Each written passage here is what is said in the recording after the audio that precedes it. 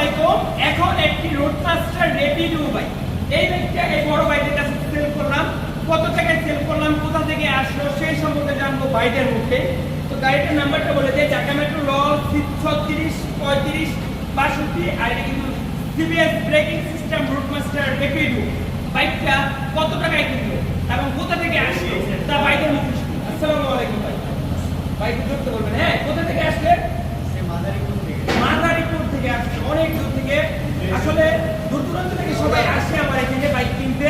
আমি চেষ্টা করি সবচেয়ে কম প্রাইসে বাইক দিতে, যার কারণে আপনারা দামাদামি করলেও দিতে পারি না।